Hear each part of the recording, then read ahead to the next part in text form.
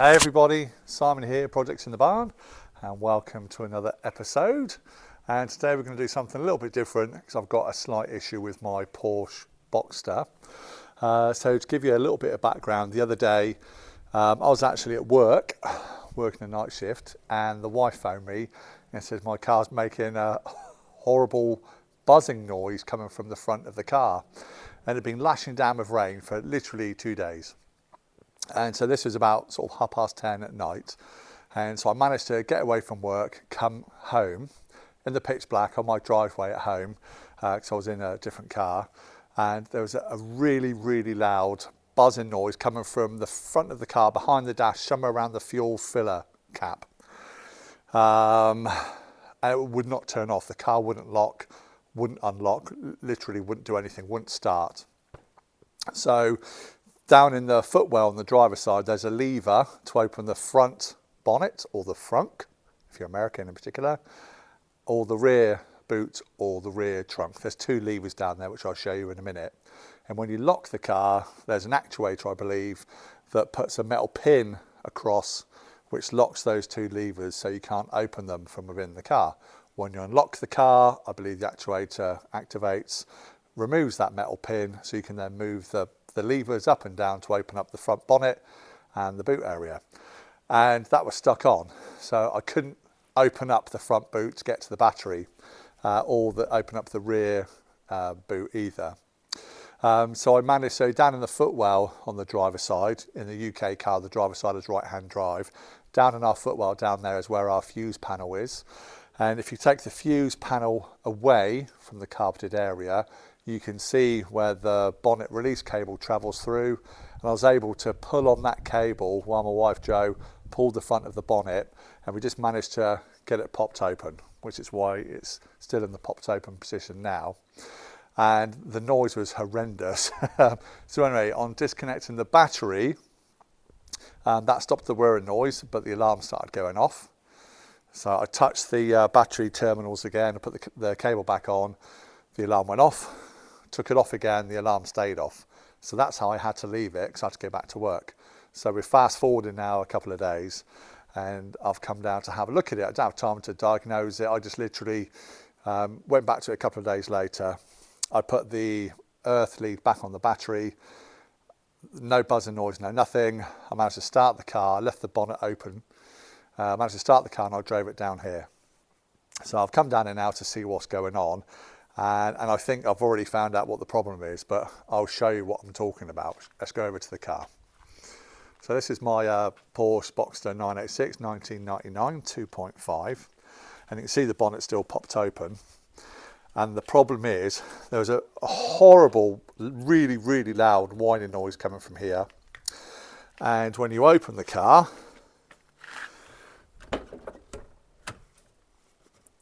watch the wall. These 2 levers here, the car's unlocked obviously, I've reconnected the battery, and you should be able to pull that up to open the front bonnet, and open this up to open the rear boot. Now there's a metal pin that slides along here, which locks them in place. When you unlock the car, that disengages, allowing you to do this. Now, when I lock the car now, just so you can hear the noise down here, you'll hear the noise I'm talking about when I lock it. Did you hear that? So the car's locking. We'll unlock it again. Now that horrible whining noise was constant. I should do it again. And I'll unlock it.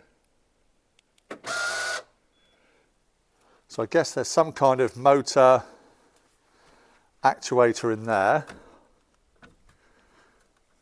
Oh, I wonder if it's for the fuel caplet. Oh, there we go. Because the car's unlocked, but that's not opening. And these are still locked, look.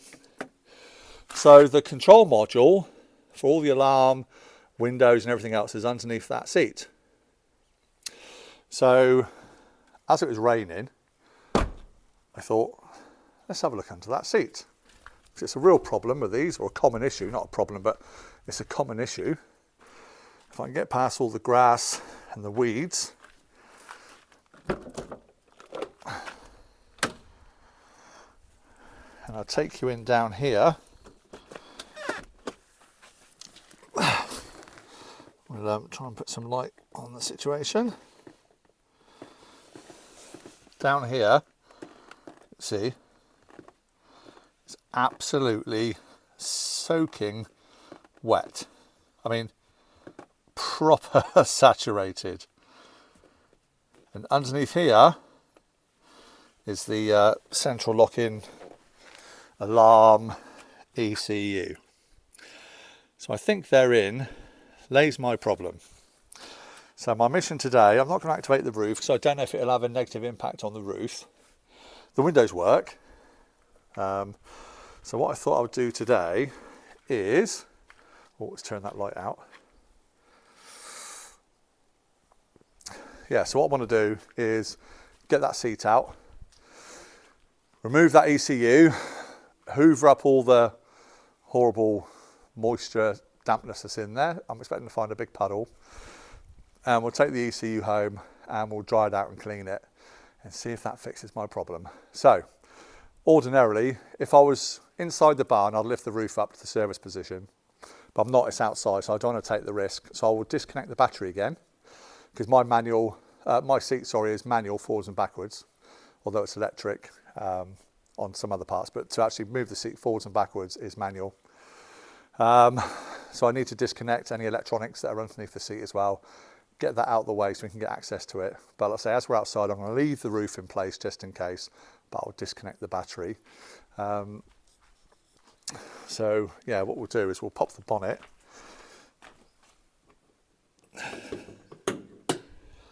Yeah, and I've checked behind the driver's seat is bone dry.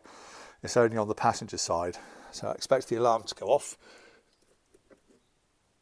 No, we're good. And the car does start. So that's not an issue. Oh, there we go. Is that it?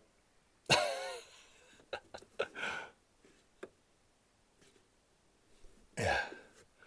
So it's obviously causing some distress. But so normally this happens, the floors get wet when the drains are blocked. And it was one of those things I was always going to do a video on, never done it, so I've never actually cleaned them out.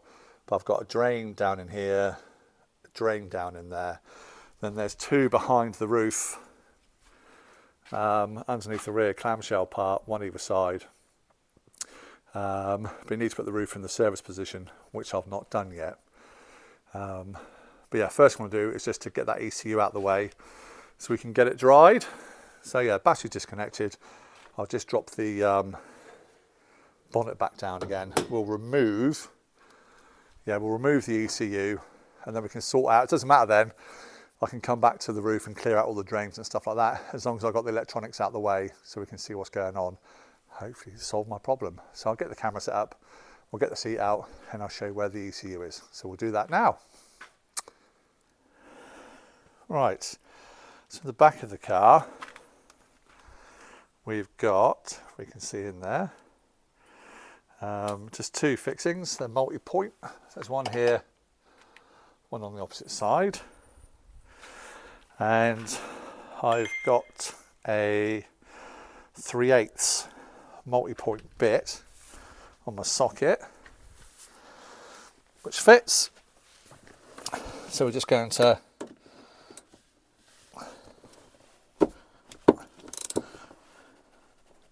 hope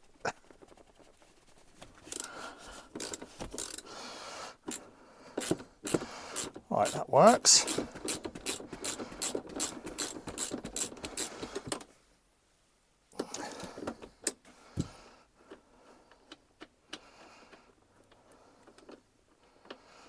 There we go. So it's like a multi-point head on it. So it's not the correct tool for it, but it fitted on there. So bear with me while I get this other one.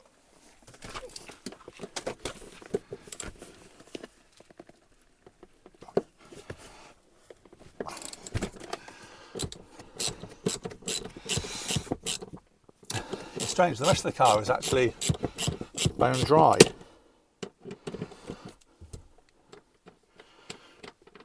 It's only down in this rear passenger compartment. So, right, so we'll slide the seat back again. And there's two on the front here.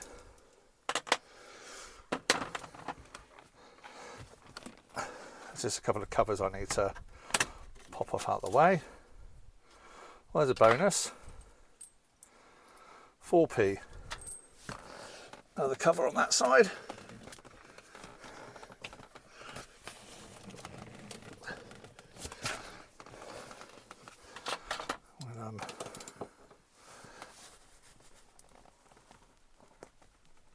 Oh, they're tight.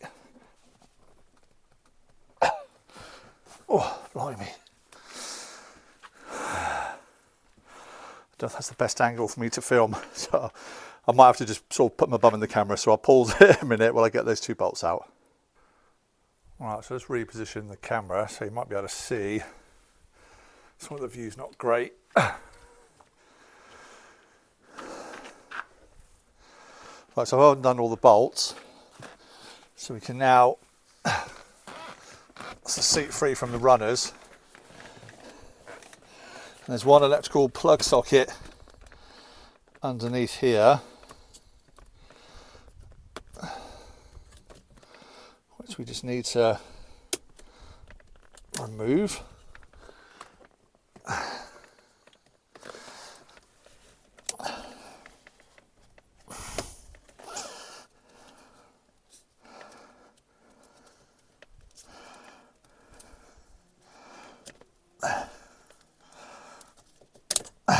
Like so.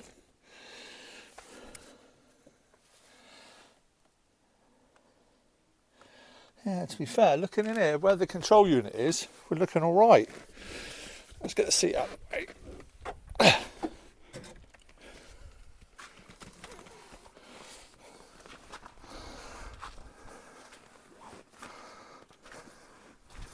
put the seat out of the way a minute. Like so.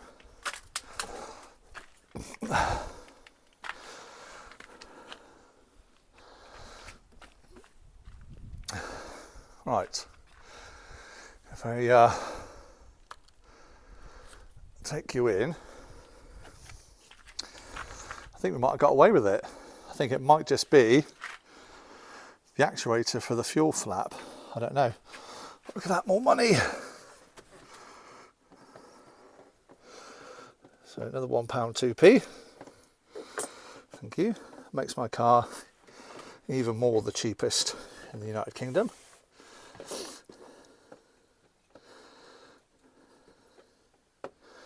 We can see there, it's definitely wet. Yeah.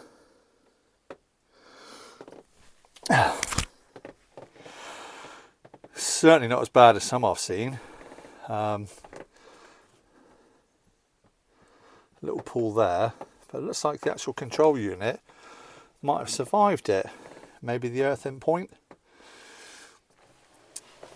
But yeah, we need to get in there because the sound deadening's so thick. If I, oh my god, yeah, I mean that's soaking in there. So anyway, so that needs to dry out. We need to get this ECU out. So I guess we've got a little screw there.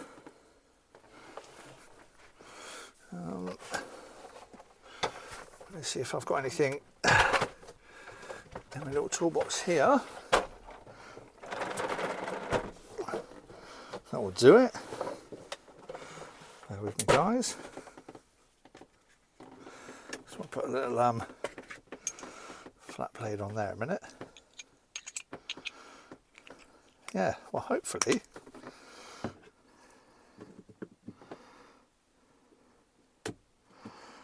There we go, a little quarter turn to the left.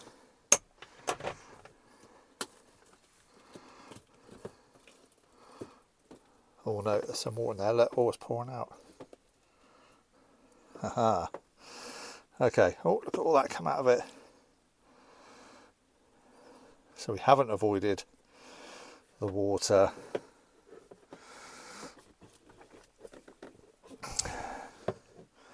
So I've got one connection here. So if we just pull this back all the way, pull that one out, and another one here.